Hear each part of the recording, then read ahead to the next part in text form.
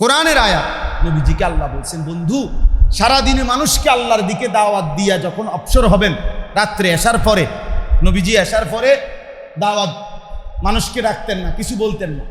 নবীজি এশার পরে তেমন উল্লেখযোগ্য কোনো কাজই করতেন না।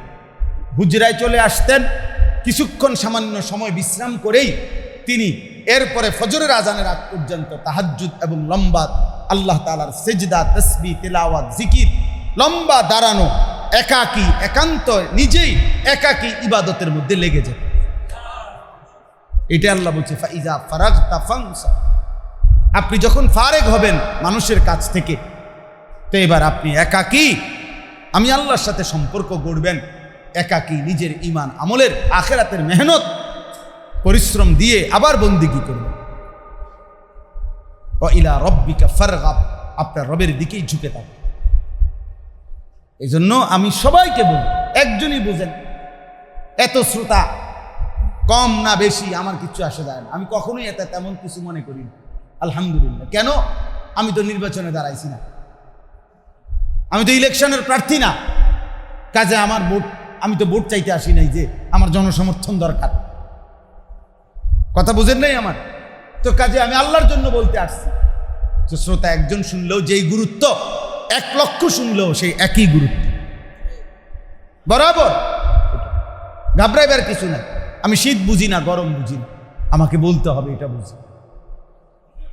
আমাকে আল্লাহর হুকুম মানতেই হবে আমাদেরকে, পরিবেশ অনুকূলে থাকুক আর প্রতিকূলে থাকুক।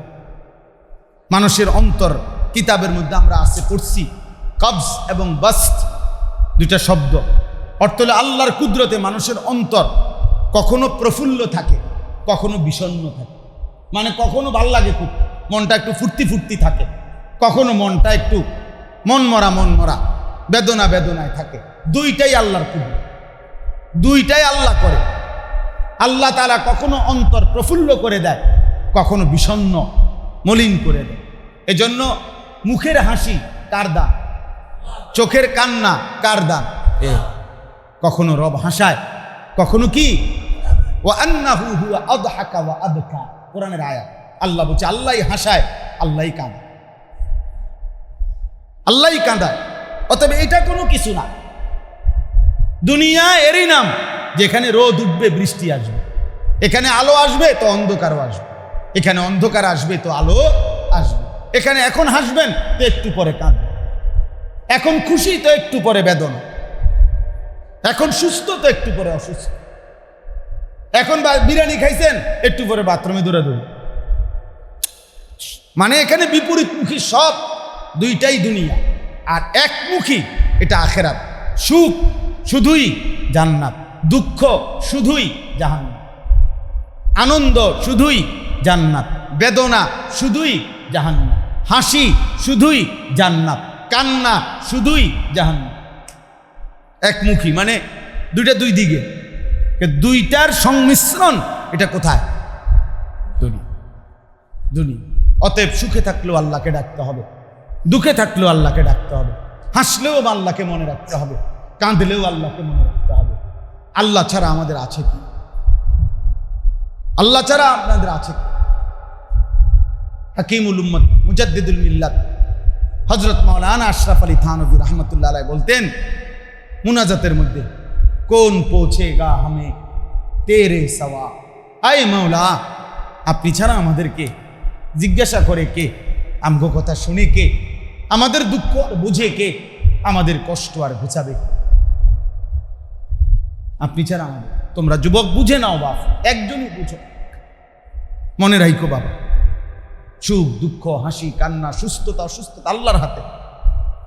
আজকে ভালো আছো তুমি, না ভালো আছো ফিলিস্তিন তো ভালো নাই, গাজার বাচ্চা তো ভালো নাই।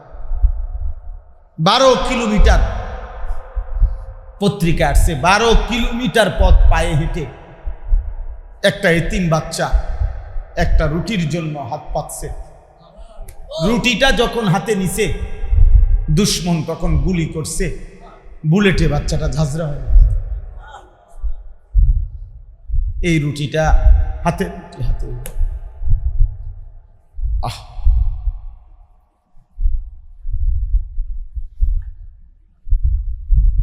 আমি বলছিলাম, আমার মনে হয়েছে কি জানেন, রুটিটা হাতে নিয়ে মনো বাচ্চাটা আল্লাহরে বলছে, না আমি ছোট মানুষ, একটা রুটি পাইছি মাত্র, আমি তো কোনো ঝোলও নাই, ভাজিও নাই, গোস্তও নাই, আমি শুধু শুকনা রুটিটা খাবো কেমন?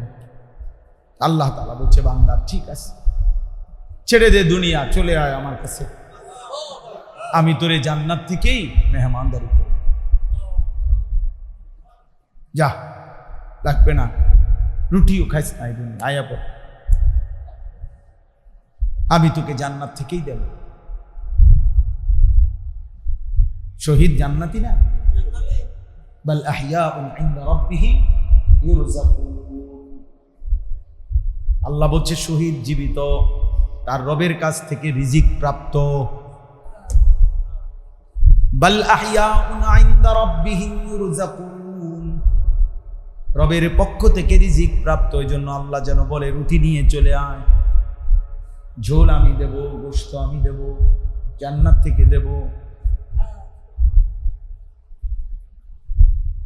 বলো, দেখো তোমরা নারী দেখো, তোমরা ছবি দেখো, তোমরা মোবাইলে সারা রাত নাচ গান দেখো, তোমরা এক ওয়াক্ত নামাজ পড়ো না, আল্লাহরে ডাইকো না, এমনি সব ঠিক হয়ে যাবে, সুখে ভাসবা। আগামী 30 বছরও এভাবেই চলবে।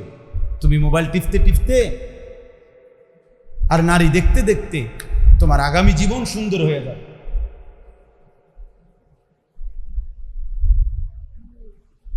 এটাই ভাবছি, এজন্যই বললাম, বয়স্কদেরকে বললাম, সন্তানের ঈমান আমল নামাজের যদি ফিকির না করেন, বিবি বাচ্চার পর্দা পুশিদার যদি ফিকির না করেন, 50 বছর পরে হলেও শুনবেন, কবর থেকে হয়তো শুনবেন, ফেরেশতা হয়তো আপনাকে গিয়া বলবে, চাচা আপনার ফ্যামিলির আর কেউ এখন আল্লাহ চেনে। আবু জেহেল, আবু লাহাব, এ আবু জেহেল, আবু লাহাব যারা কুরাইশ কাফের ছিল, নবীর বিরোধিতা করছে, এরা নবীর বংশধর, জানেন? এরা নবীর বংশধর, এদেরই পূর্বপুরুষ ইব্রাহিম এবং ইসমাইল। এই কুরাইশরা নবীর বংশধর ছিল, কিন্তু আল্লাহকে ভুলতে ভুলতে পরবর্তী জেনারেশন আল্লাহর ইবাদত ছেড়ে দিতে দিতে ইসমাইলের বংশধর এই কুরাইশ। কিন্তু একটা সময় আইসা 2000 বছর পরে, 1500 বছর পরে আইসা এখন আর ওরা আখিরাতও বুঝে না, সেজদাও বুঝে না, বরং 360টা মূর্তি কাবা ঘরে ঢুকাইয়া এবার এগুলার পূজা শুনে। এদেরই পূর্বপুরুষ কি তাওহীদ চিনত, আল্লাহ চিনত। বুঝেন না এমনি কথাটা?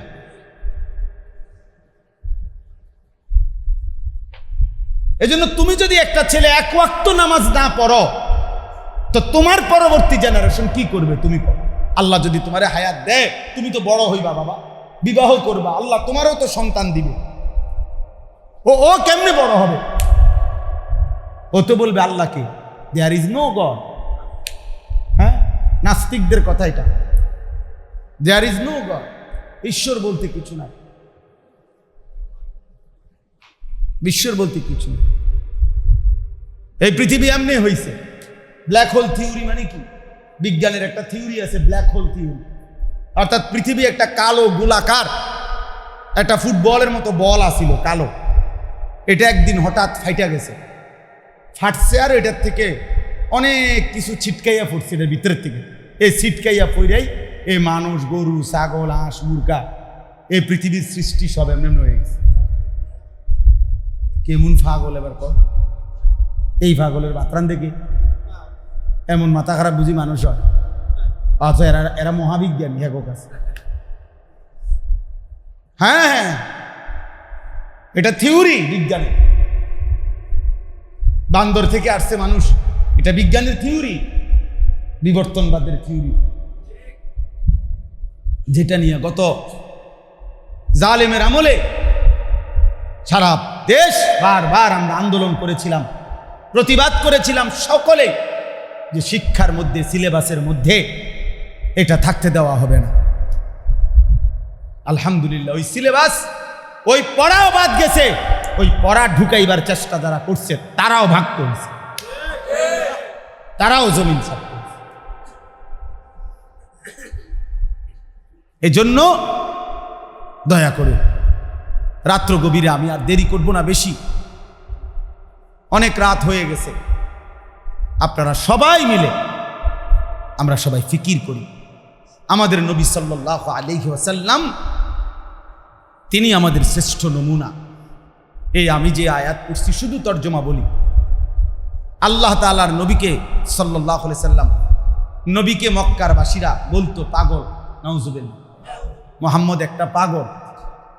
কেন বলতো? কারণ বাপ দাদা বংশধর আত্মীয় স্বজন গ্রাম মহল্লা গোটা মক্কাবাসী কেউ যেই কথা বলে না, জানে না, কেউ যেই কথার শুনে নাই, এরম আশ্চর্য কথা মুহাম্মদ নতুন করে একা বলতেছে। আল্লাহ, ইবাদত, আখেরাত, পরকাল, হাসরের ময়দান, বিচারের মাঠ, মিজান, ফুলসেরাত, এডি কিতা, এডি কোনো কথা? এগুলা আমরা বংশের, আমরা 10 গ্রামের কেউ জীবনে শুনে নাই, আমরার বাপ দাদায় কেউ শুনে নাই, আমরা জীবনেও শুনলাম না এই কথা কেউ। ওমা এই বেটা এটা কি কর একা? এই জন্য তারা বলতে লাগলো লোকটা তো আসলে পাগল। নাউজুবিল্লাহ। এই কেন আজকে এখন আমরা কেমন মনে করেন? আজকে যদি আমরা ইসলামের পক্ষে বলি, আল্লাহর কথা বলি, বিরোধিতাকারীও অনেক আছে, কিন্তু পক্ষে 2-4-10 জন হইলেও তো আছে, বুঝেন না? কিছু লোক তো পক্ষে ফামু আমরা নাকি? কিন্তু সেদিন যেদিন নবী শুরু করছে, কল্পনা করেন, ডানে বামে উত্তরে দক্ষিণে পূর্বে পশ্চিমে চতুর্দিকে গোটা জমিনের মধ্যে একজন আল্লাহকে মাননেওয়ালা অনুসরণকারী নাই। এক মহাসাগরের উপরে দাঁড়িয়ে যেন তিনি একাই কালেমার আওয়াজ তুলছে। কি সাহসটা করছে, কি হিম্মতটা করছে! এই কারণে মক্কাবাসী বলতেছে যে সে একটা পাগল। নাউজুবিল্লাহ। কারণ কেউ যে কথা বলে নাই, এটা কোন কথা সে বলে, বুঝেন না? আল্লাহ তাআলা এই সূরার শুরুতে, সূরা কলম, এই সূরার শুরুতে আল্লাহ তাআলা 2টা কসম করে আল্লাহ এই কথাগুলোর, মক্কার কাফেরদের এই কথার জবাব দিয়েছে। নবীকে আল্লাহ বলছে, বন্ধু, আপনাকে ওরা পাগল বলে, আপনি কোনো জবাব দিবেন না, জবাব আমি রব্বুল আলামিন দেব, আমি জবাব দেব। হাদিসে কুদসির মধ্যে আছে, মান আদালি ওয়ালিয়ান ফাকাদ আযানতুহু বিল হারব।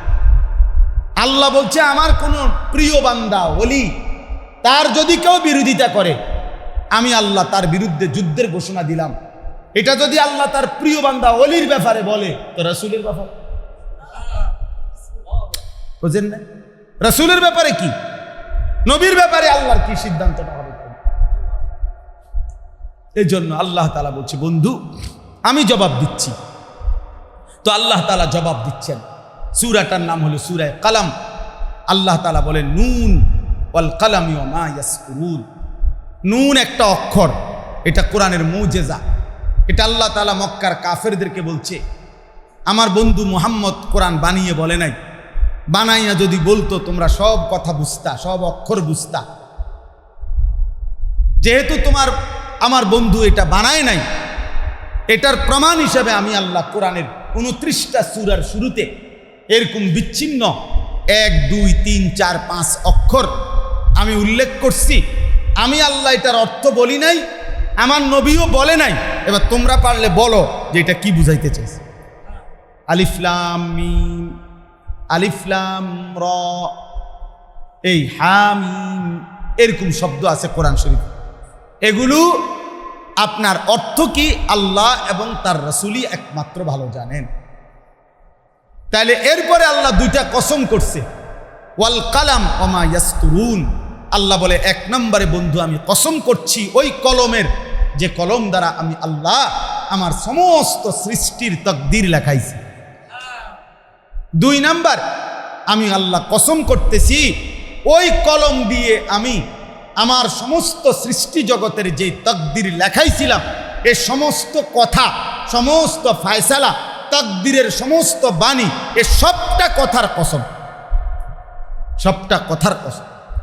এরপরে আল্লাহ বলেন, এই দুইটা কসম করে বলেন। আল্লাহ বলছে কলমের কসম, মানে যে কলম দিয়ে আমি আল্লাহ তাকদীর লিখাইছি, এক তাকদীরে যত কথা লিখাইছি সবগুলো লেখার কসম, মানে গোটা সৃষ্টি জগতের তাকদীরের কসম লিখাইয়া আল্লাহ তাআলা বলেন কসম করে, মা আনতা বিনিআমাতি রাব্বিকা বিমাজনুন, বন্ধু 24 ঘন্টা আপনার উপরে আমি আল্লাহ রহমত বর্ষিত হয়। এত রহমত যার উপরে বর্ষিত হয় এমন বন্ধু পাগল হইতে পারে না। আপনি পাগল নন। আপনি কি নন বলেন না, কি পাগল? ওয়া ইন্না লাকা লা আজরান গায়রা মামনুন।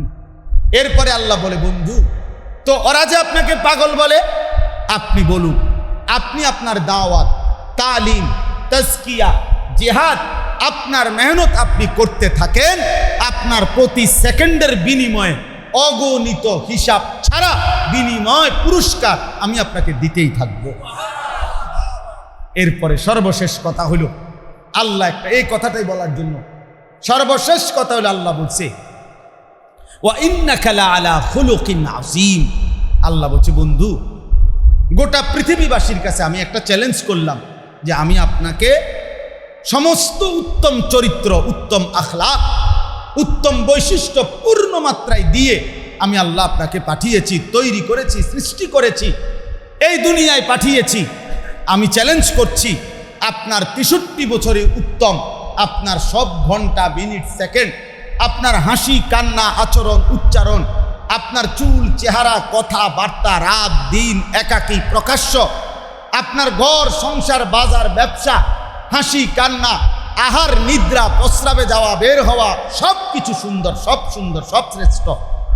আমি চ্যালেঞ্জ করলাম পৃথিবীবাসীকে, কেউ রে বলেন এই চ্যালেঞ্জের জবাব দিতে যে আপনার 63 বছরের একটি সেকেন্ডের উপরে একটা লাল কালির দাগ বসাই। 1450 বছরে কেউ পারে, পারছে কেউ? আজ পর্যন্ত নবীজির একটি মিনিটের উপরে কেউ একটা দাগ বসাইতে পারে? কেউ বলতে পারে নাই যে মুহাম্মদ সাল্লাল্লাহু আলাইহি সাল্লামের এই একটা মিনিটের আচরণ সুন্দর না, পছন্দসই না। বরং লক্ষ লক্ষ সাহাবীরা শত শত আইটেমে, রাতে দিনে, একাকী, প্রকাশ্যে, এরপরে চুল খোলা, চুল ঢাকা, জামা পরা, চাদর পরা, পূর্ণিমার চাঁদের নিচে খাইতে, ঘুমাইতে, উঠতে, বসতে, হার হালাতে নবীকে দেখছে শত শতবার, হাজার হাজার বার, লক্ষের চাইতে বেশি সাহাবী। খোদার কসম, সব সাহাবী প্রতিবারই বলছে এমন সুন্দর জীবনে আর কাউকে দেখিনি। তিনি কে? মুহাম্মদুর রাসূল সাল্লাল্লাহু আলাইহি ওয়াসাল্লাম। আল্লাহ তাআলা এমন দৌলত, এমন নবী, এমন নিয়ামত আমাদেরকে দিছিলেন, কিন্তু দুর্ভাগ্য আমরা সেই নবীর সুন্নাত আমাদের মনে থাকে না। বেঈমানের যত আচরণ আমাদের বুঝে আসে। আমাদের ব্রাশ নিয়মিত মনে থাকে, আমাদের মেসওয়াক কখনোই মনে থাকে। আমাদের ডাইনিং টেবিল মনে থাকে, দস্তরখান মনে থাকে। আমাদের চুলের বিভিন্ন ফ্যাশন মনে থাকে, নবীর চুল কেমন ছিল সেটা মনে থাকে। আমাদের অনেকের কাছে দাড়িবিহীন চেহারা, বেঈমানের এই অনুসরণ পছন্দ হয়, রাসূলুল্লাহ সাল্লাল্লাহু আলাইহি ওয়াসাল্লামের সুন্নাতকে পছন্দ হয় বলে। আল্লাহ তাআলা শেষ বলছে, ফাসাতুবসিরু ওয়া ইউবসিরুন বিআইয়িকুমুল মাফতুন। এই জন্য ভাই এটা আমাদের জন্য কথা। আল্লাহ বলছে, নবী আপনিও দেখতে থাকেন, ওই কাফেররাও দেখতে থাকুক, সময় যাইতে দেন, আপনি মেহনত করতে থাকেন। আমি আল্লাহ অচিরেই প্রমাণ করব বিআইয়িকুমুল মাফতুন, বাস্তবিক অর্থে পাগলকে আমি দেখাবো পাগল হবে। পাগল আসলে কে? 23 বছরের ভিতরে আল্লাহ তাআলা পৃথিবীকে দেখায় দিছে যে 23 বছরের ভিতরে আমার বন্ধুর কালেমার দাওয়াত সারা পৃথিবীতে পৌঁছে গেছে। আর ওই আবু জাহেল, আবু লাহাব, ওই কাফের বেঈমান বিরোধিতাকারীদের নাম নিশানাও পৃথিবী থেকে হারায় গেছে। তো পৃথিবী ঠিকই দেখছে পাগল কে ছিল। তোমরাই পাগল, তারা বিরোধিতাকারী, তোমরাই ছিল। অতএব আজকে এই রাত গভীরে আপনাদের কাছে আমার এই শেষ অনুরোধ, আমরা প্রত্যেকেই রাসূলুল্লাহ সাল্লাল্লাহু আলাইহি সাল্লামের সুন্নাত অনুসরণ, নবীর বিরোধিতা কইরেন না বাবা। নবীকে ভালোবাসবেন, দাবি করবেন, অথচ সুন্নাত মানবেন না, হবে না, আসলেই হবে না। বিড়ি খাইতে খাইতে নবীর আশেক হয় না, সিগারেট খাইলে নবীর আশেক হয়, দাড়ি কাটলে নবীর প্রেমিক হয়, সুদখোর নবী প্রেমিক হইতে পারে, ঘুষখোর নবী প্রেমিক হইতে পারে, কিস্তি নেয় যে ওই নবী প্রেমিক হইতে পারে, যার স্ত্রী বেপর্দা ও নবী প্রেমিক না, যার মেয়ে বেনামাজি, ছেলে বেনামাজি ও নবী প্রেমিক না, যে কথায় কথায় গালি দেয় ও রসুল প্রেমিক হইতে পারে না, যে প্রত্যেক কথা মিথ্যা বলে সে রসুল প্রেমিক হইতে পারে, যে ওজনে কম দেয় সে নবী প্রেমিক হইতে পারে না, যার ঘরে প্রতিদিন রঙিন টেলিভিশন চলে, নাচ গান চলে, নাটক সিনেমা চলে, খোদার কসম ওই নবী প্রেমিক হইতে পারে না। ও যদি দাবি করে আশেকে রসুল সে, তাহলে সে মিথ্যাবাদী, ধোঁকাবাজ, প্রতারক, ধোঁকাবাজ, নাফরমান রসুল প্রেমিক হইতে পারে। নাফরমান তো নাফরমান, পাপী তো পাপী, সে নবী প্রেমিক হবে কেন? আমি যদি হই আমি পাপী, আপনি হলে আপনি পাপী। গুনাহ যার মধ্যে আছে, আল্লাহর নাফরমানি যে প্রতিনিয়ত করে, সে নবী প্রেমিক হবে কেন? তাহলে গুনাহ ছেড়ে দেয়, নিজের স্ত্রী, নিজের ছেলে মেয়ের ঈমান আমলের ফিকির করে, নিজেদেরও ঈমান আমলের ফিকির করে। তোমরা যুবক ছেলে বাবা, কিশোর ছেলে, তোমাদের কাছে অনুরোধ, প্রিয় ভাই, তোমাদের প্রত্যেকেই চেষ্টা করো চুল স্বাভাবিক রাখতে, রাসূলুল্লাহ সাল্লাল্লাহু আলাইহি সাল্লামের সুন্নাত মোতাবেক। এই ডান দিকে, বাম দিকে, সামনে, এই তিন দিকে যাদের চুল বড়, অথবা মাঝখানে চুল আছে, চারদিকে একদম কাইটা সমান করে আলাদা করে দুইটা ভাগ বানায় ফেলছো চুলের, অর্থাৎ এতটুকু অংশ চুল একদম কামাইয়া নাই, আর মাঝখানে পাখির বাসার মতো একটা চুলের ফোজা রাখছো, এটাকে একটা ডিজাইন বানায় দিছ, আল্লাহর কসম এটা কাফেরের ডিজাইন, এটা বেঈমানের ডিজাইন, এটা মুশরিকের ডিজাইন। আর এই পৃথিবীর সবাই জানে একটা কথা মনে রাখো, মানুষ যার সাদৃশ্য অবলম্বন করে তার প্রভাব তার উপরে পড়ে, মানুষ যার সুরত ধরে তার আখলাক তার উপরে আসে। এই জন্য তুমি যদি কাফেরের আকৃতি ধরো তো তোমার আখলাক হবে জুনায়েদ বাগদাদি, তোমার চুল হবে বেঈমানের মতো, আর তোমার চরিত্র হবে বাইজিদ বুস্তামির মতো। বুঝেন নাই কথাটা? তোমার চেহারা হবে মুশরিকের মতো, আর তোমার আখলাক হবে জুনায়েদ বাগদাদির মতো। হ্যাঁ, চমৎকারী। আল্লাহ আমাদেরকে হেফাজত করে। অতএব আমরা একটা সুন্নাতের উপরে আমল করব, বলেন ইনশাআল্লাহ। আল্লাহ তাআলা সকলকে তৌফিক দান করেন। খাদেমুল ইসলাম পরিষদের আজকের এই মাহফিল আল্লাহ তাআলা কবুল করেন। আলহামদুলিল্লাহ, এই সংগঠন ইতিপূর্বে আরও অনেক কাজ করছে, এখনও করবে। আপনারা সবাই ভালোবাসবেন, সহযোগিতা করবেন, আন্তরিকতা দিয়ে পরামর্শ দিবেন, আর্থিকভাবে সহযোগিতা করবেন। মাদ্রাসা আলহামদুলিল্লাহ আপনাদের এখানকার ঐতিহ্যবাহী মাদ্রাসা এটা, আল্লাহ তাআলা যেন ওই মাদ্রাসাতেও বরকত দান করে, মাদ্রাসার জরুরতও যেন আল্লাহ তাআলা পূরণ করে। আল্লাহ তাআলা আপনাদের সবাইকে ঈমান আমলের জীবন দান করেন, তাকওয়ার জীবন দান করেন। আপনারা প্রত্যেকে, আমার একটা ছোট্ট অনুরোধ আছে, আমি ব্যক্তিগতভাবে সব সময় চেষ্টা করি, আমার জীবনের একটা বড় স্বপ্ন, আমার জিন্দিগির মেহনতের একটা বড় স্বপ্ন হলো আমার দেশের কিশোর নওজোয়ান ছেলেরা, কিশোর যুবক ছেলেরা নামাজি হবে, চরিত্রবান হবে, ফজরের নামাজ পড়বে। আগামী দিনে 50 বছর পরে হোক, 30 বছর পরে, যেদিনে হোক, ইনশাআল্লাহ আমার দেশের সন্তানরা কালেমার পতাকা উড়াবে, ইসলামের বিজয় নিশান উড়াবে। আমরা এটা স্বপ্ন দেখি, আশা করি। আমার এই আশায় আমার একটা স্বপ্ন যে আমি আমার মাদ্রাসা কুমিল্লা ক্যান্টনমেন্ট ময়নামতি সাহেবের বাজার, ওইখানে আমি একটা বড় জায়গা কিনছি, প্রায় 94.5 শতক জায়গা, 1 একরের মতো, প্রায় 2.5 কোটি টাকার জায়গা।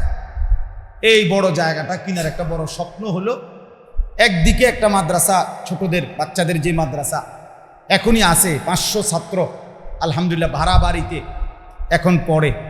তো এই নতুন জায়গাটা আমরা কিনছি, আশা করছি আরেকটা মাদ্রাসা আমরা করতে চাই একসাথে, যেটা সর্বস্তরের মুসলমানদের জন্য মাদ্রাসা, অর্থাৎ মুসলমানদের যেই কোনো বয়সী, যেই কোনো পেশা, যে শিক্ষিত অশিক্ষিত, স্কুল কলেজ ইউনিভার্সিটি, দিন মজুর কুলি ঠেলাওয়ালা, যে যখন যতটুকু সময় নিয়ে আসবে সে এতটুকু দিন শিখবে।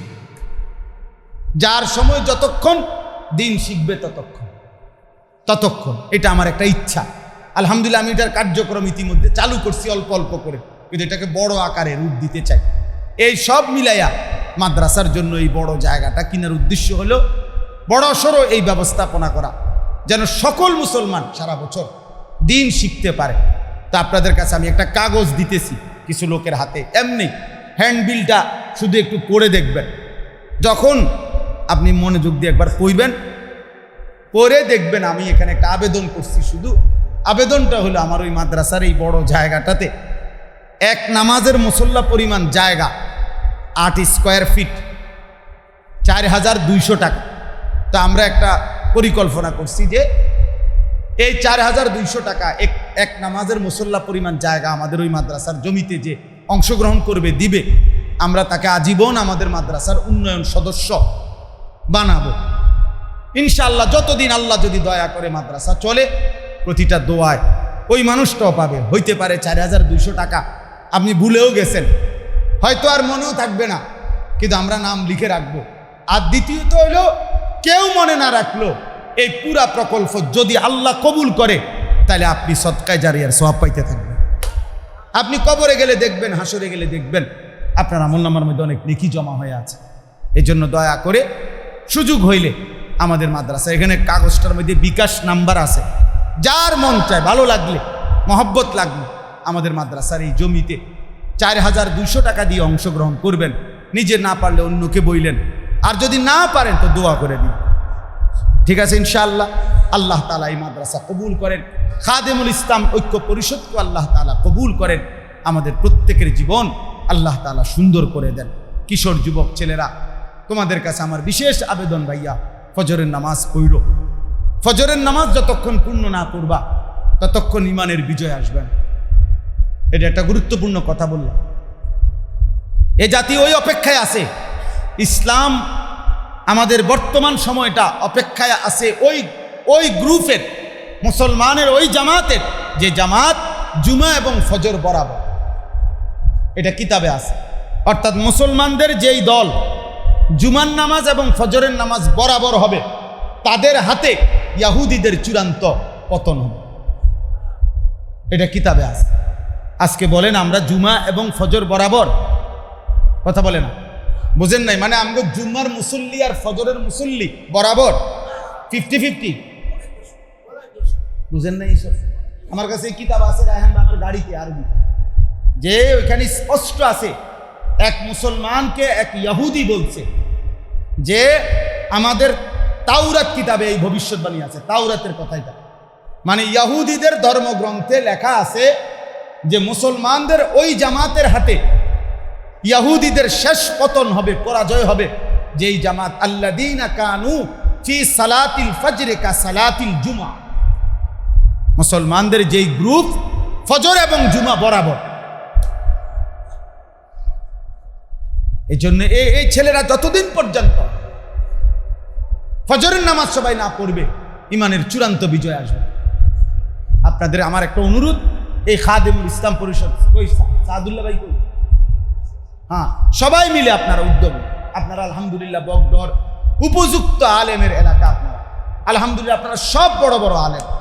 আপনাদের কাছে আমার অনুরোধ, ফজর ক্যাম্পেইন, অর্থাৎ এটার নাম দিয়া যেমনি আপনারা সুবিধা করেন, আমাগো নাম হইল ফজর ক্যাম্পেইন, অর্থাৎ ফজরের গণসংযোগ।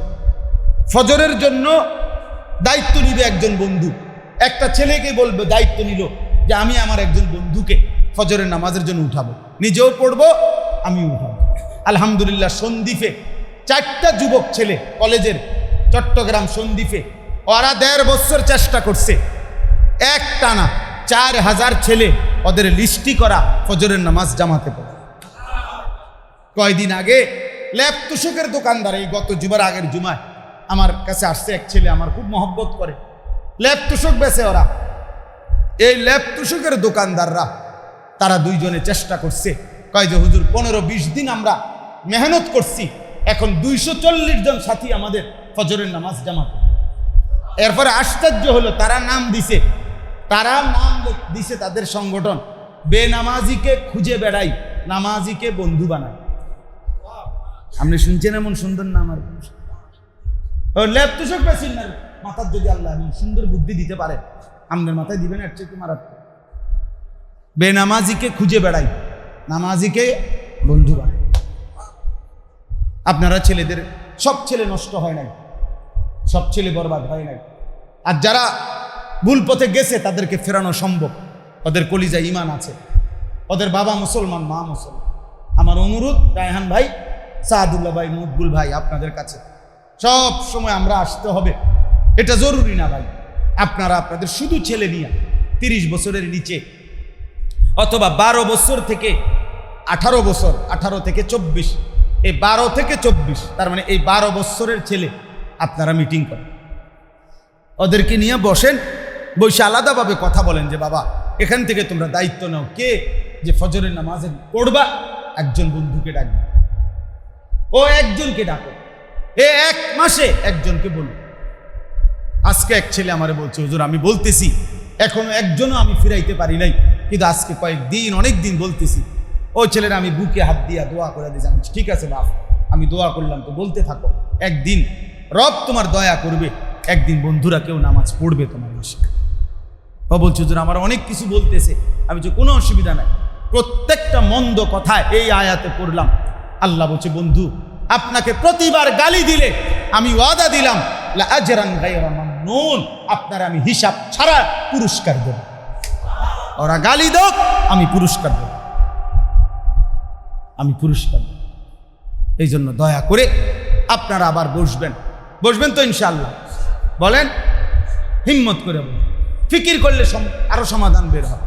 ছেলেদেরকে নামাজি বানাবেন কিভাবে, কার্যকর উদ্যোগ নিতে হবে। নসিহত করলাম, উৎসাহ দিলাম, কিন্তু আবার বসতে হবে তাদেরকে 5 জন নিয়া, 10 জন নিয়া, 20 জন নিয়া, ছোট ছোট ক্যাম্পেইন, মহল্লার সেবা, দেশবাসীর সেবা, সব ভালো কাজ, কিন্তু নিজেকে ভুলে যাওয়া এটা বুদ্ধিমানের কাজ। উনি মনে করেন সকাল 10টায় বসছে, রাত 10টায় উঠছে। সর্দার সাহেব এই 12 ঘন্টা টানা মেল দরবার করে তারার বাড়ির 1 হাত রাস্তা বাইর করে দিছে। মানে মাশাআল্লাহ অনেক বড় একটা কাজ করছে। আজকে মনে 15 বছরের ঝামেলা সমাধান করে দিছে, রাস্তা এক বিগত বের করে দিছে আর কি। দলিল পত্র, কথাবার্তি, দমক সমক দিয়া, কাগজপত্র দিয়া, ভালো কাজ। কিন্তু এর মধ্যে যে জোহর, আসর, মাগরিব, এশা 4 ওয়াক্ত নামাজ গেছে, উনি কোনোটাই পড়েন। জনগণের এই পরিমাণ সেবা করছে যে 4 ওয়াক্ত নামাজ ছুটে গেছে। এখন বলেন এটা কি বুদ্ধিমানের কাজ হইল কোনো? এইটা বুঝাইলাম। এই জন্য অন্যকে শুনাইবার চেষ্টা, সেটা ঠিক আছে, ভালো কাজ, কিন্তু নিজেকে ভুলে যাওয়া, নিজের জন্য গ্রহণ না করা, এটা ঠিক না। এই জন্য কোরআনুল কারীমের মধ্যে প্রথম ইসলাম, প্রত্যেক ব্যক্তির প্রথম সংশোধন কার? নিজের। ইয়া আইয়ুহাল্লাযীনা আমানু আলাইকুম আনফুসাকুম, হে ঈমানদারগণ, আল্লাহ তাআলা বলছে হে ঈমানদারগণ তোমরা সকলেই নিজেকে আঁকড়িয়ে ধরো। আলাইকুম আনফুসাকুম, ইয়া আইয়ুহাল্লাযীনা আমানু কু আনফুসাকুম, একই কথা। হে ঈমানদারগণ তোমরা নিজেকে বাঁচাও জাহান্নামের আগুন। এরপরের স্টেজ আছে, আমাদের নবী সাল্লাল্লাহু আলাইহি সাল্লামকে আল্লাহ তাআলা বলছে, নবীজিকে বলছে। দেখেন নবীকে কি বলে, সূরা নিসার মধ্যে আছে, ফাকাতিল ফি সাবিলিল্লাহ লা তুকাল্লাফু ইল্লা নাফসা ওয়া হাররিদিল মুমিনিন। কোরআন শরীফের আয়াত। অর্থ হলো নবী যদি ময়দানে আপনার সাথে যুদ্ধ করার আর কেউ না থাকে, আপনি একাই যুদ্ধ করেন। লা তুকাল্লাফু ইল্লা নাফসাকা, এবং মনে রাখবেন শেষ পর্যন্ত আপনি একাই শুধু আপনার ব্যাপারে জবাবদিহি করতে হবে। অর্থাৎ এই পৃথিবীর কারো জবাবও যদি আপনি না দিতে পারেন, আপনার নিজের জবাব আপনাকে দিতে হবে। লা তুকাল্লাফু ইল্লা নাফসাকা, শেষ আপনি আপনার নিজের মুকাল্লাফ, আপনার শেষ জিম্মাদারি নিজের ঈমান আমল ঠিক করা। যে আমি বলতে বলতে 30 বছর বলছি, বলতে বলতে আমি 300 বছর বলছি, বলতে বলতে আমি 3000 বছর বলছি, কিন্তু কেউ ফিরে নাই, কেউ শুনে নাই। এই অবস্থা তো আমার দায়িত্ব, নিজের দায়িত্ব, নিজের ঈমান আমল হেফাজত করা। এটা নবীজিকে আল্লাহ বলছে, ওয়াহাররিদিল মুমিনিন, এবং আপনি মুমিনদেরকে উৎসাহিত করতে থাকুন। তাহলে আপনি মুমিনদেরকে উৎসাহিত করতে থাকুন, কিন্তু নিজের ব্যাপারে শতভাগ যত্নবান। কেউ নামাজ না পড়ুক, আপনি একা পড়ুন। কেউ হালাল না খাক, আপনি একা। কেউ আল্লাহর পথে না চলুক।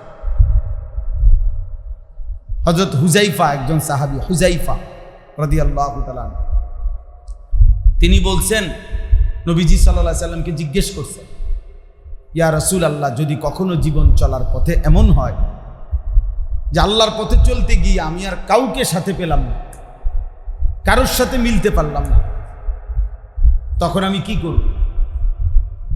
হাদিসে স্পষ্ট আছে, নবীজি বলছে, ফাতাজিল তিলকাল ফিরাকা কুল্লাহা, সব দল ছেড়ে দাও। ওয়ালাউ আন তাআদ্দা আলা আসলি শাজারাতিন হাত্তা ইউদরিকাকাল মাউত ওয়া আনতা আলা যালিক, এবং তুমি প্রয়োজনে গাছের গোড়ালি শিকড় মাড়ির দাঁত দিয়া কামড়াইয়া ধরবা মৃত্যু পর্যন্ত, তবুও ওয়া আনতা আলা যালিক, আল্লাহর দ্বীনের উপরে তুমি একাই থাকবে, আল্লাহর দ্বীনের উপরে একাই থাকবে। আমি বলতে বলতে যদি 30 বছরও কেউ না ফিরে, কোনো অসুবিধা, কিন্তু আমার ঈমান আমলের ব্যাপারে আমি যত্নবান হতাম। এই ইসলাহি মজলিসের মূল ফিকির এই কথা, ইসলাহে নফস,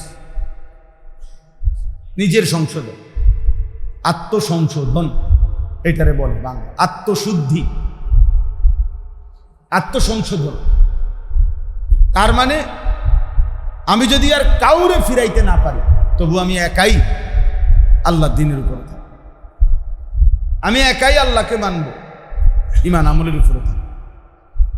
হযরত ইব্রাহিম আলাইহিস সালাম ওনার আব্বা আযরকে এটা বলছে, ওয়া আ'তাযিলুকুম ওয়া মা তাদউনা মিন দুনিল্লাহ, আব্বা আমি আপনাদেরকেও ছেড়ে দিলাম, আপনারা যত মূর্তির পূজা করেন সব ছেড়ে দিলাম, ওয়া আদউ রাব্বি, আমি একাই আমার রব আল্লাহকে ডাক দিলাম। अगरचे बुत है जमात की आस्तीनों में, मुझे है हुक्म खुदा ला इलाहा इल्लल्लाह।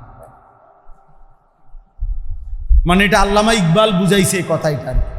উনি বলছে মুমিন কেমন হয়? মুমিন হয় এমন যে এক ইমানদার বলবে, যদি আমার জাতির প্রত্যেকের হাতে হাতে একটা একটা মূর্তি থাকে, আর সেই মূর্তির মাঝেও যদি আমি দাঁড়াই, আমি সেখানে দাঁড়িয়েও বলবো লা ইলাহা ইল্লাল্লাহ। আমার সাথে কেউ নাই, একজনও নাই, তবুও আমি একাই বলবো লা ইলাহা ইল্লাল্লাহ। এরে বলে মুমিন, তাকে বলে ঈমান। তো এই জন্য ভাই, এই পৃথিবীর কারো কল্যাণ আমি করতে পারলাম না মনে করে, আমার দ্বারা কোনো মানুষ পরিবর্তন হয় নাই, সংশোধন হয় নাই, সেটা ভিন্ন বিষয়। কিন্তু আমার নিজের ঈমান আমল, আমার আখিরাত, আমার শরীর স্বাস্থ্য দেহ, আমার নিজের পরিবর্তন, আমার নিজের সংশোধন, নিজের ইসলাম, কোরআন সুন্নাহর অনুসরণ, এটা করলেন না কেন? এটা করলেন। আপনি নিজে 5 ওয়াক্ত নামাজ পড়তে আপত্তি কি ছিল? আপনি নিজে হালাল খাইতে আপত্তি কি ছিল? আপনি নিজে আল্লাহর জিকির করতে সমস্যা কি ছিল? আপনি নিজে পাক নাফাক মানতে সমস্যা কি ছিল? আল্লাহ জিজ্ঞেস করবে, বান্দা তুমি বলো, ইকরা কিতাবাক, তোমার আমলনামা তুমি পড়ো, তুমি বলো। হাশরের ময়দান বিচার, একজন একজন করে আল্লাহর সামনে আসবে। ওয়াকুল্লুহুম আতিহি ইয়াউমাল কিয়ামাতি ফারদা, ফারদান আই ওয়াহিদান। আল্লাহ বলছে সকলেই আল্লাহর কাছে কিয়ামতের দিন আসতে হবে একজন একজন একজন একজন। এই পৃথিবীতে আল্লাহ 4টা উদাহরণ দেখাইছে। 1 নম্বর উদাহরণ হইল যে স্বামী ইমানদার, স্ত্রী শেষ পর্যন্ত নাফরমান। হযরত নূহ আলাইহিস সালাম এবং লূত আলাইহিস সালাম, এই 2 জন নবীর শেষ পর্যন্ত ওনাদের বিবি কাফের ছিল, কিন্তু ওনারা স্বামী ইমানদার ছিল। এই পৃথিবীতে আল্লাহ উদাহরণ দেখাইছেন, স্ত্রী শেষ পর্যন্ত ইমানদার ছিল, স্বামী শেষ পর্যন্ত কাফের ছিল। ফেরাউনের স্ত্রী হযরতে আসিয়া শেষ পর্যন্ত তিনি ইমানদার ছিলেন, ফেরাউন শেষ পর্যন্ত কি ছিল? কাফের ছিল, কাফের ছিল। এই পৃথিবীতে আল্লাহ উদাহরণ দেখাইছেন, বাবা শেষ পর্যন্ত ইমানদার ছিল, পুত্র শেষ পর্যন্ত কাফের ছিল। নূহ আলাইহিস সালামের ছেলে কেনান, নূহ আলাইহিস সালাম শেষ পর্যন্ত বাবা ইমানের উপরে ছিলেন, কেনান পুত্র শেষ পর্যন্ত কিসের উপরে ছিলেন? কাফের। এই পৃথিবীতে আল্লাহ উদাহরণ দেখাইছেন, পুত্র শেষ পর্যন্ত ইমানের উপরে ছিলেন, পিতা শেষ পর্যন্ত কাফের উপরে ছিলেন। ইব্রাহিম আলাইহিস সালামের বাবা আজর, ইব্রাহিম সন্তান মৃত্যু পর্যন্ত ইমানের উপরে ছিলেন। আজর কাফের বাবা মৃত্যু পর্যন্ত কিসের উপরে ছিলেন? তাহলে বোঝা গেল শেষ পর্যন্ত স্বামী যদি দেখে আর কোনোভাবে স্ত্রী দিন আনবে না, তবুও স্বামী ইমানের উপরে থাকবে। স্ত্রী যদি দেখে স্বামী আর কোনোভাবেই ইমানের উপরে থাকবে না, তবুও স্ত্রী একা, আমি আর কি করবো, আমার স্বামী আমারে যেভাবে চালাইছিল, না না। ইমানের প্রশ্নে, আখিরাতের প্রশ্নে, পরকালের প্রশ্নে প্রয়োজনে এমন স্বামী ত্যাগ করতে, এমন স্ত্রী ত্যাগ করতে। একাই হলেও একা স্ত্রী নিজের ইমান হেফাজত করে, একা স্বামী নিজের ইমান হেফাজত করে, একা ছেলে নিজের ইমান হেফাজত করে, একা বাবা তার নিজের ইমান। আমি এই জন্য প্রত্যেক দিন অনেক ছেলেদেরকে বলি, কিশোর যুবক অনেক ছেলে আছে যারা শুধু এই কারণে নষ্ট হয়ে গেছে যে তাদের মা বাবার গাফলতি, তাদের মা বাবা সন্তানকে কিভাবে ঈমান আমলের উপরে তুলতে হয়, আখিরাতের উপরে তুলতে, এটাই জানেন। উনি মনে করছে সন্তানের প্রতি আমার দায়িত্ব হলো ভাত মাছ চাল ডাল, ঘর সংসার বাজার, খাট পালন ফার্নিচার বিল্ডিং দালান, বিদেশ বা দেশ কামাই রোজগারের একটা ব্যবস্থা। ফলে উনি এদিকে খুব মনোযোগ, কিন্তু ছেলের ঈমান আমল আখলাক সেজদা নামাজ রোজা বন্দিগি পাক নাফাক চরিত্র কিচ্ছুর কোনো পাব। ওনার চোখের সামনে ওনার ঘরের থেকে ডেলি বাইর হয়, ওনার ঘরেই ঢোকে, কিন্তু ছেলে চরিত্রহীন হইতে হইতে পচ্চা গইল্লা নষ্ট হয়ে গেছে। বাহ্যিক দেখা যায় শরীর, কিন্তু ভিতরটা পচে গেছে। নারী দেখতে দেখতে, ছবি দেখতে দেখতে, উলঙ্গ দৃশ্য দেখতে দেখতে, হারাম করতে করতে, অনলাইনে মোবাইলে জুয়া খেলতে খেলতে হাজার হাজার ছেলে পেলে, জানেন না আপনি, বাহ্যিক শরীরটা ছাড়া ভিতরে কিচ্ছু নেই। আমি জানি শত শত ছেলে, আমি যাদের যৌবনের শারীরিক এক সুতা কোনো ক্ষমতাও নেই, এই পরিমাণ জিনা করছে, এই পরিমাণ ব্যভিচার করছে, অসভ্য এই পরিমাণ নিজের হাত গুনাহের কাজে নষ্ট করছে, হাইওয়ান। আর এখন শারীরিক সক্ষমতাটাও, কিন্তু বাহিরের পৃথিবী তো এটা জানে না। জামা তো ঠিকই আছে, শার্ট তো ঠিকই আছে, চুল তো আশ্রয়, পাউডার তো লাগা, ভেতরে তো কিচ্ছু নাই।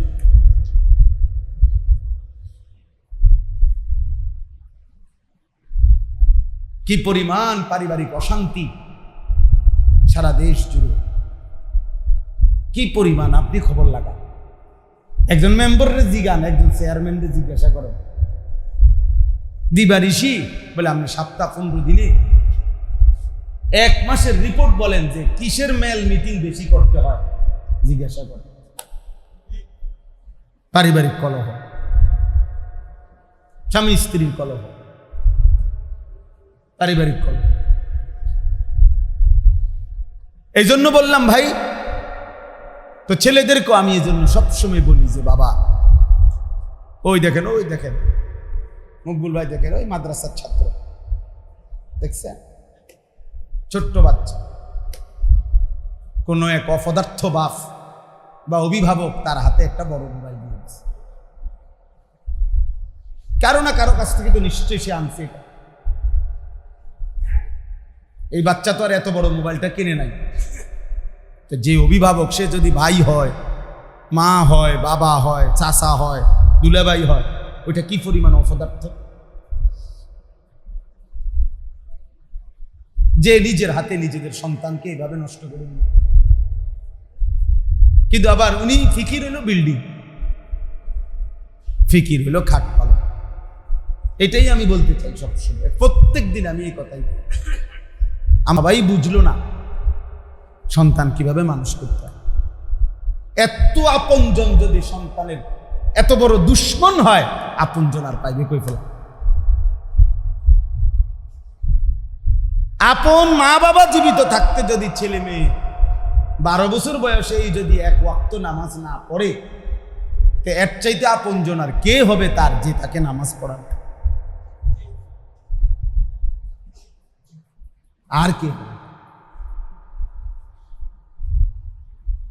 আর কে আপন হবে তার? কে আসবে তারে নতুন? এর চাইতে আপনজন কাছের, যে তার ঘরে থাকে, ঘরে থাকে। মূলত মূল কথা এটাই। এই লক্ষ লক্ষ কোটি কোটি মা বাবার দিলেও এটা নাই যে আমার দায়িত্বটা মুসলমান হিসাবে ছেলে মেয়ের যে নামাজ ইবাদত, এটা যে আমি পিতার দায়িত্ব, এইটাই উনি জানেন। উনি এটা বোঝেই না। উনি বুঝে হইল ভাত তরকারি। এই জন্য ভাতের জন্য, উপার্জনের জন্য ঘাম, মাথার ঘাম পায় একটা একটা টাকা। সেদিন আমি দেখছি সিমেন্টের বস্তা নামাইতে আছে ট্রাকের থেকে, চেহারাটা ঘামে ঘামে, বিশ্বাস করেন আমার এত মায়া, আমি তাকাইছিলাম কি পরিমাণ কষ্ট হইতেছে। ঘাম কি গরম এখন, এই প্রখর ঘামের মধ্যে, গরমের মধ্যে একটা একটা করে সিমেন্টের বস্তা গোডাউনে ফালাইতেছে ট্রাকের থেকে। এই মানুষটার কি পরিমাণ ঘাম চলছে, প্রতিটা টাকার মধ্যে মনে যেন ঘাম ভিজে আছে, এরকম না? একটা একটা বস্তা নামাইলে হয়তো 3 টাকা বা 5 টাকা, এর বেশি না। এর গড়ে ধরেন এরকম, তাহলে 50 বস্তা সিমেন্ট নামাইলে কত? 250 টাকা, 500 টাকা। 250 টাকার জন্য এই বাবা কি পরিমাণ ঘাম ঝরায়। 50টা বস্তা সিমেন্ট নামানো ট্রাক থেকে কি খামখেয়ালি কথা? পিঠটা, প্রতিটা সিমেন্টের বস্তা যতবার কাঁধে নিছে ততবার পিঠটা বাঁকা হয়ে গেছে। তাহলে কেমনে নিব বস্তা এটা বলে? এই 250 টাকা এভাবে তিল তিল করে জমাইয়া সেখান থেকে তার ছেলেটাকে টাকা দেয়, আর ওই জানোয়ার সারা দিন রাত মোবাইলে উলঙ্গ ছবি দেয়। বাবার এই ঘাম ঝরানো কষ্টের টাকা সন্তান নামের ওই হাইওয়ান সারা রাত সারা দিন মোবাইলে উলঙ্গ ছবি দেখে, ওই টাকাগুলো দিয়ে, যে টাকা তার বাবার এই ঘামের টাকা। আফসোসের বিষয় কিনা বলে? এজন্য বললাম, আমি বড় আফসোস লাগে আমার ছেলে পেলেদের হালাত দেখলে, সব সময় মায়া লাগে। আহা, কি করছো তুমি? তো বলতেছিলাম, আমি আমার আগের কথায় ফিরে যাই। বলতেছিলাম এই কথাটাই, যে ছেলেদেরকে, যে বাবা মনে করো যদি কখনো এমন হয় কেউ তোমার কথা মনে করে নাই, মা বাবা কেউ বাধা দেয় নাই, তারপরেও তুমি কিন্তু হাসরের ময়দানে একাই জবাবদিহি করতে হবে। তুমি সেদিন বললে হবে না যে আল্লাহ আমার বাবা কিছু বলে নাই দেখে আমি নষ্ট হয়ে গেছি, আমার মা কোনোদিন আমারে বলে নাই বলে আমি নষ্ট হয়ে গেছি। এই কথা বললে হবে না রে বাপ।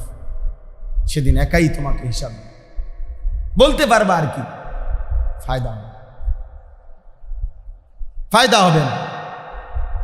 এজন্য আমরা প্রত্যেকেই এটাই বলতে চাইছি, ইসলাহি মজলিস মূল ফিকির এটা, আত্ম উপলব্ধি, আত্মসংশোধন, আত্মশুদ্ধি। অর্থাৎ কমপক্ষে আমি যেন আমাকে চিনি, কমপক্ষে আমি যেন আমার ব্যাপারে যত্নবান হই, যাহারে আমি নষ্ট হয়ে গেলে আমার সাথে আর কেউ থাকবে, আমি চরিত্রহীন হয়ে গেলে আমার সাথে আর কেউ থাকবে, আমার শরীরটা, আমার যৌবনটা, আমার শারীরিক সক্ষমতাটা যদি নষ্ট হয়ে যায় আমার সাথে আর কেউ থাকবে, কেউ থাকবে না। এই কথাটা আমরা বলতে চাই। ইসলাহি মাহফিল ধারাবাহিক হয়, আরো হওয়া দরকার, আরো হওয়া, যে কমপক্ষে যেন আমরা উপলব্ধি করি যে আমার নিজের পরিবর্তন দরকার, আমার নিজের সংশোধন দরকার। তো আমার ওই কথা ছিল এই, পরিপূর্ণ ফায়দা পাওয়ার জন্য সুফিয়ান ইবনে উয়াইনা বলছে 5টা জিনিস জরুরি। 1 নাম্বার হলো আল ইস্তিমা, মনোযোগ দিয়ে শোনা। 1 নাম্বার কি? 2 নাম্বার হলো সুম্মাল ফাহমু, অতঃপর এটা বুঝা। মানে আমি যা শুনলাম আসলে আমি বুঝলাম কি না, বুঝলে আবার জিজ্ঞেস করা, আবার বুঝতে চেষ্টা করা যে কি বলছে চাচ্ছিলেন হুজুর।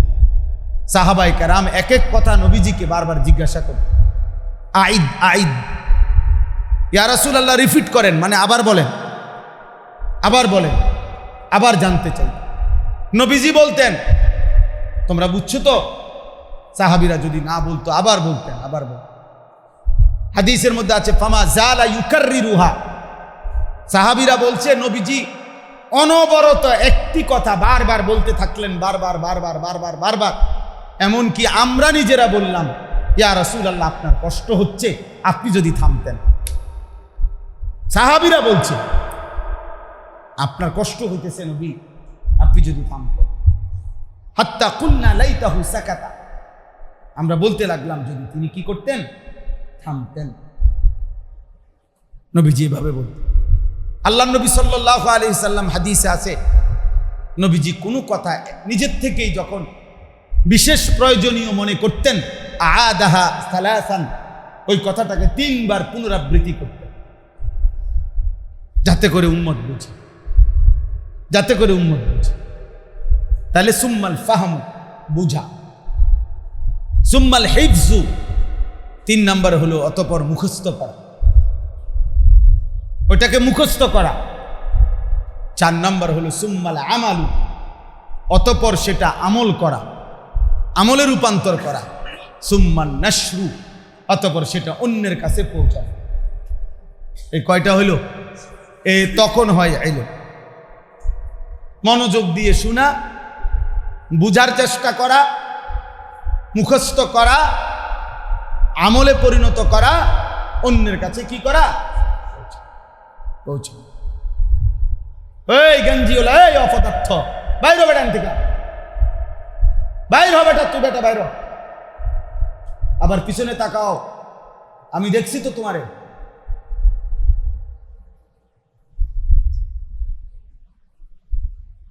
আবার ওইদিকে তাকাও কেন? এখন আর হে বুঝে নাই, এখন আমি চেহারে আমরা বুঝছি না।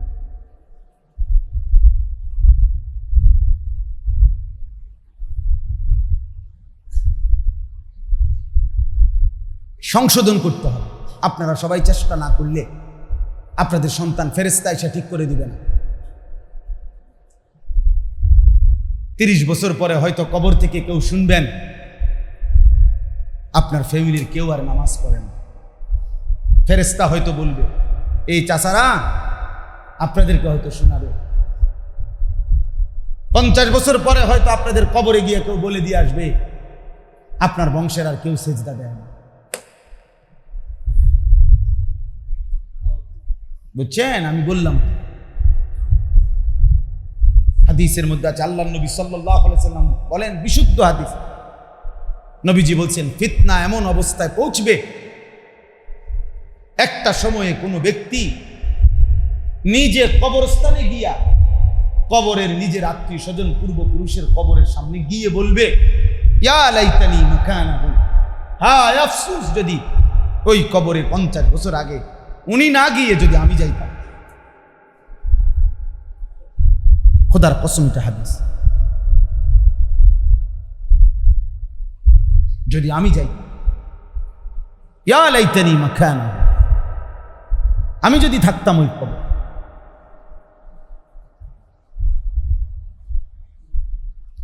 এজন্য ভাইয়া, আমাদের গুনাহ, আমাদের অশান্তি, আমাদের সমাজের এই ছেলে পেলে, আপনারা আলহামদুলিল্লাহ খাদেমুল ইসলাম উদ্যোগ নিছে, আল্লাহর মেহেরবানি, খাদেমুল ইসলামের উদ্যোগে আজকেই সবচেয়ে লম্বা সময় নৌকা ভ্রমণ করার সুযোগ হয়েছে। আমারও অবসর ছিল না, সুযোগও পাই না সব সময়। খাদেমুল ইসলাম আজকে উদ্যোগ নিছে, ভাইস চেয়ারম্যানের নেতৃত্বে আজকে লম্বা সময় কোনখান দিয়ে যে ঘুরাইয়া আনছে আল্লাহ পাকি ভালো জানে। আমি আজীবন, আজকে কত বছর আমি আসি বকডর, সব সময় দেখছি 2-4 মিনিটে এপারে আগে করি। আজকেই প্রথম বিশ্ব রেকর্ড হয়েছে যে প্রায় কমপক্ষে 40 মিনিট হইব ঘুরছি, মানে নৌকাতেই ছিলাম। হ্যাঁ, আমি হলো বহু আগে আসতে পারতাম, এই কারণেই দেরি হয়েছে আসতে। যাই হোক, তো বলতেছিলাম ভাইয়া, এমন ইন্তজাম বারবার করা দরকার, গরম হোক শীত হোক। বলে মাহফিলের সিজন নি না, সিজন, মাহফিলের সিজন বলতে কিছু নাই। আল্লাহর কথার কোনো সিজন নাই, আল্লাহর কথার কোনো সংখ্যাও নাই। 10,000-এর কম শ্রোতা হইলে এটা কোনো ওয়াজ হবে না, এমন কোনো কথা নাই। একজনই শুনুক, একজনই শুনুক, একজনই শুনুক। সূরা ইয়াসিনের মধ্যে আছে, কোরআনুল কারীমে 3 জন রাসূল একটি এলাকায় মানুষকে আল্লাহর পথে ডাকছে। ওয়াদরিব লাহুম মাসালান আসহাবাল কারিয়া ইয জাআহাল মুরসালুন ইয আরসালনা ইলাইহিম ইসনাইনি ফাকাদ্দাবুহুমা ফাআজ্জাজনা বিসালিসিন ফাকালু ইন্না ইলাইকুম মুরসালুন। 3 জন রাসূল নবীজির পূর্বে একটি এলাকায় দিবানিশি মানুষকে আল্লাহর দিকে ডাকছে। 3 জন রাসূলের দাওয়াতে কালেমা পড়ছে, ইমানদার হয়েছে সির্ফ একজন। এক বেলায় না, মানে পুরা সময়। ওনারা মোট যতদিন, যত বছর কি দাওয়াত, কালেমার দাওয়াত দিছে, 3 জনে মিল্লা এই চূড়ান্ত 3 জনের দাওয়াতে ইমানদার হয়েছে শুধু একজন, শুধু একজন। কয়জন? হ্যাঁ, কোরআনের আয়াত এটা, ওয়াজা মিন আকসাল মাদিনাতি রাজুলুন, রাজুলুন। এই রাজুলুন মানে কয়জন? একজনই লোক। তো অসুবিধা কি? ওনারা ব্যর্থ, ওনারা ব্যর্থ হইলে কি আল্লাহ কোরআনে বলতেন? তো অসুবিধা কি? একজনই শুনবে, একজনই শুনবে। আচ্ছা, যদি একজনও না শুনে তো নিজেকে শোনাবেন। উসিকুম ওয়া ইয়া, কোরআনের প্রত্যেক কথার মুখাতাব আমি, যদিও বক্তা, আপনি যদিও বক্তা, আপনি যদিও বক্তা, কিন্তু এগুলো তো হলো দুনিয়াবি দৃষ্টিতে না বক্তা। মূলত তো আমরা সবাই কোরআনের প্রত্যেক কথার সম্বোধন আল্লাহ তাআলা আমাকেও করছেন, আপনাকেও করছেন। তো আমি আমারই শোনা, আমাকেই বলি, আমার নিজের ঈমান। হাসিবু কাবলা আন তুহাসাবু। নবীজি বলছেন, তোমার হিসাব ফেরেশতা নেওয়ার আগে তুমি নিজের হিসাব নিয়ে নাও। তো আমি আমার সাথে কথা বলি, আমার ঈমানের কি অবস্থা, আমার আমলের কি অবস্থা, আমার নামাজের কি অবস্থা, আমার হালাল হারামের কি অবস্থা, আমার পাক নাফাকের কি অবস্থা। আমি আজকে সারাদিন জিকির করলাম কয়বার, আল্লাহরে ডাকলাম কয়বার, মাখলুককে ডাকলাম কয়বার, দুনিয়ার আত্মীয় স্বজন, পাড়া পড়োশি মানুষকে কি পরিমাণ ডাকলাম, আল্লাহকে কি পরিমাণ। আমি নিজের হিসাব করি। আল কাইয়িসু মান দানা নাফসাহু ওয়া আমিলা লিমা বা'দাল মাউত। নবীজি বলছেন, বুদ্ধিমান ওই ব্যক্তি যে নিজের হিসাব করে এবং মৃত্যু পরবর্তীর জন্য আমল করে। কার হিসাব করে? নিজের হিসাব করে। আল্লাহ কোরআনে বলছে, ওয়াল তানজুর নাফসুম মা কদ্দামাত লিগাদ। হে ঈমানদার, প্রত্যেকেই আলাদা আলাদা লক্ষ্য করো, হিসাব করো, আজকের দুনিয়া থেকে, আজকের দিন থেকে আগামীকালকের আখিরাতের জন্য তুমি কি পাঠিয়েছ। তাহলে আমি নিজের হিসাব, নিজের একাকী, নিজের হিসাব করা। কোরআন শরীফে আমাদের নবীজিকে আল্লাহ বলছে, ফাইজা ফারাগতা ফানসাব।